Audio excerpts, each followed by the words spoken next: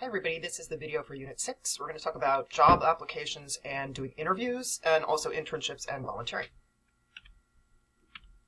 Okay, a lot of this stuff is pretty straightforward, things you may very well know, but I think it's worth repeating these things in this moment when you're really focused on thinking about completing job applications, hopefully going to interviews, all of those kinds of things, okay? So some of this is pretty basic, but again, make sure you're sort of on point in terms of thinking through all the ways in which it will really help you to prepare for the job application process, okay? All right, we've already talked about, for example, your resume and cover letter or statement of purpose if you're going in that direction. So I think you have a sense of those documents. Some jobs will ask you to submit several things, right? Some will just ask for a resume and cover letter. That's again pretty straightforward. Some will ask you for some other things. Some kinds of jobs may want to see a writing sample, for example, or some other kind of statement.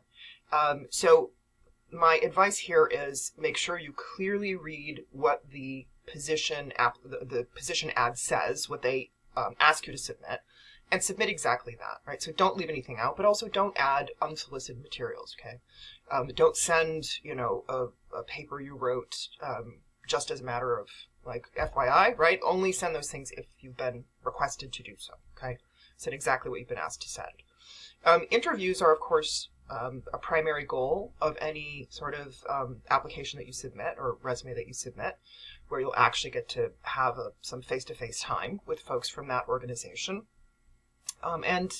Interviews are something that you can really prepare for quite a bit, and preparing will put you in a position to do much better than if you just kind of walk in there cold. So I strongly encourage you to prepare very specifically for any interviews that you're invited to, okay? So here's some of the things I encourage you to do. And again, this is in the context of when you're doing a job search, you may very well send out tons of different resumes to tons of different companies and organizations, which is great, right? You won't get an interview with all of those. The ones that you do get an interview with, then do a deeper dive into what that company or organization is like, okay? You want to be very specific about knowing who you are actually going to be speaking to, all right? So that means go research that employer or the job before you get to that interview, okay? You also want to, again, do all the sort of basic things that show that you're interested and that you're professional. Get there early. Make sure, again, you've prepared. You have your materials. You know what your materials say. So if they ask you a question, you can immediately respond or elaborate. You also want to prepare actual answers to common interview questions, and I'll show you some of those in a minute.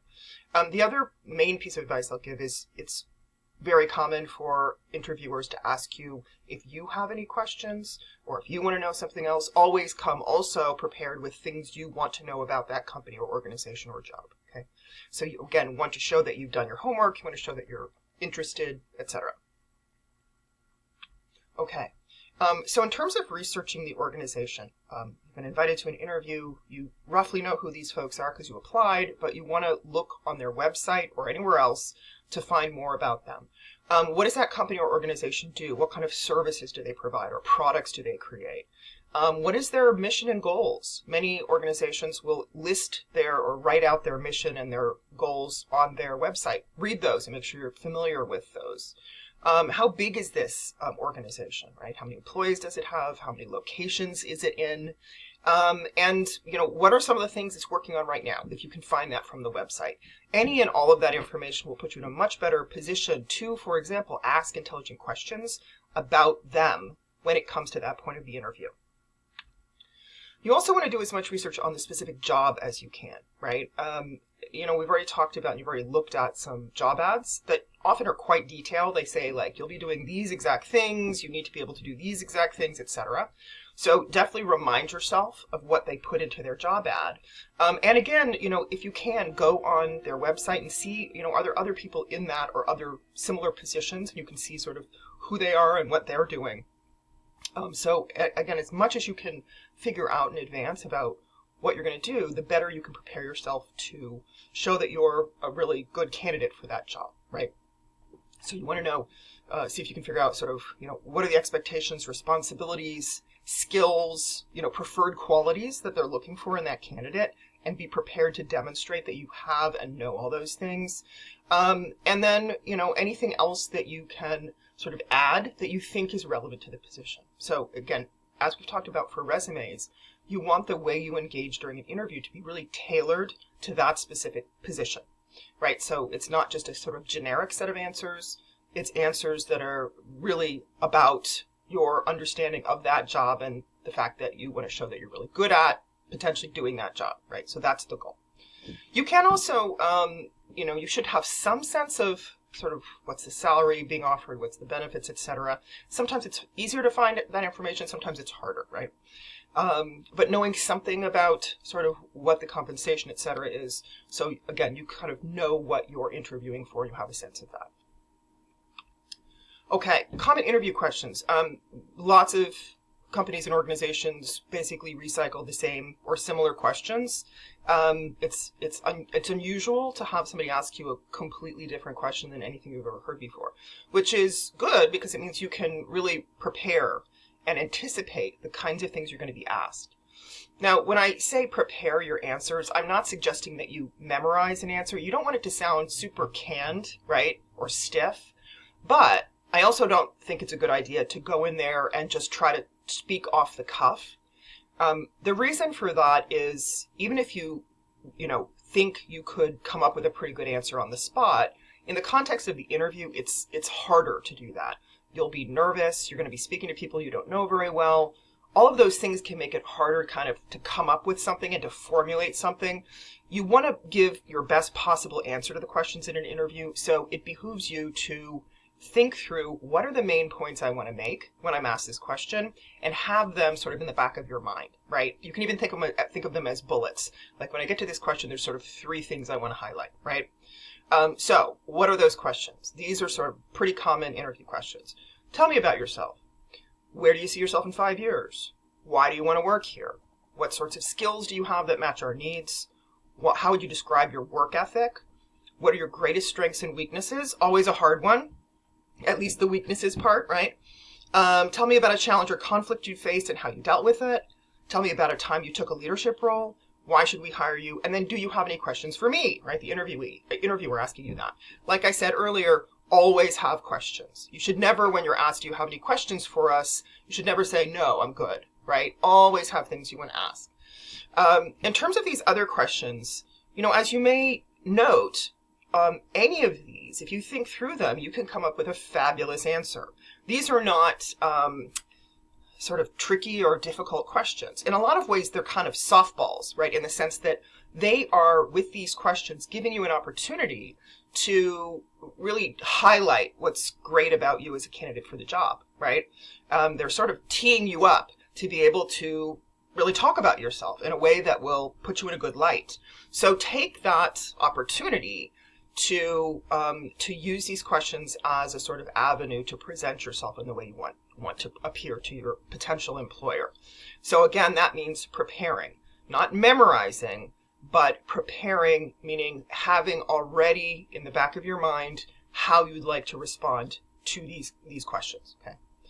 At the bottom of this slide, I put a link. I'm not going to show this now.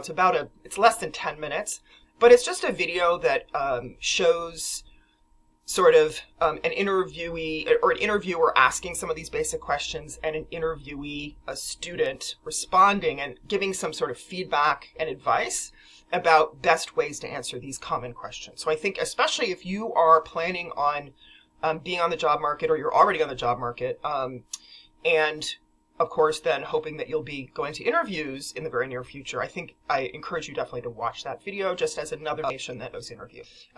Okay, so the final point I want to touch on is internships and volunteering. As we've already discussed, when you're in the beginning of your career, you're still building your resume. You may not yet have the job work experience that you need to get that next job, right? So one way to really get experience when you're still sort of early on is to sign up for internships or volunteer positions, right? Those are positions that you don't need experience to get into, but they will give you some of that experience that will work towards what you want to do in the future. So I just wanted to throw out a few examples of some places where one can find internships or volunteer experiences that can be quite valuable, both in terms of what you learn and in using them as sort of a credential on your resume to show who you are and what you know how to do, okay? So the first one is very well known, which is Peace Corps, which is a much more sort of intensive kind of volunteer work, right? It's a 2-year commitment. You'll be placed overseas, but it's also something that a lot of people who do it say is really transforming of their lives. We happen to have a Peace Corps prep program here at Northeastern. So if you are interested in thinking about doing the Peace Corps, you can look for that on the Northeastern website, or please feel free to email me and I can connect you directly with the person who runs the Peace Corps prep program. So that's a sort of, again, a bigger commitment, but something that, again, depending on what you want to do, can be an incredible experience and very valuable. Lots of students also want to do something that gives them some opportunities to go abroad, but maybe not with quite the commitment of something like the Peace Corps. There's lots of opportunities for teaching English abroad. Again, you don't need much more than your language skills to get those positions, but they give you, again, that opportunity to travel and live in other places. So I've given you an example of one organization that facilitates that kind of experience. The third link is just the city of Chicago has some volunteer and internship programs. You can check there. Some of them are, with parts of the city, but those are another great kind of way to get your foot in the door. And then finally, always check out Handshake, which is a sort of internship and job site that is available through Northeastern that you can access just by virtue of being a student. I'm sure you've already looked at it. I put the link there if you want to use it. And again, there's just lots of stuff in there, and Handshake is really especially geared towards students. So in other words, they know that you're still in school, that you're still learning, and they're looking for folks, exactly with your level of experience who can fill certain kinds of positions. So, again, you don't have to do this instead of pursuing work, but you can do it alongside looking for work. Right? I think these things really go hand in hand.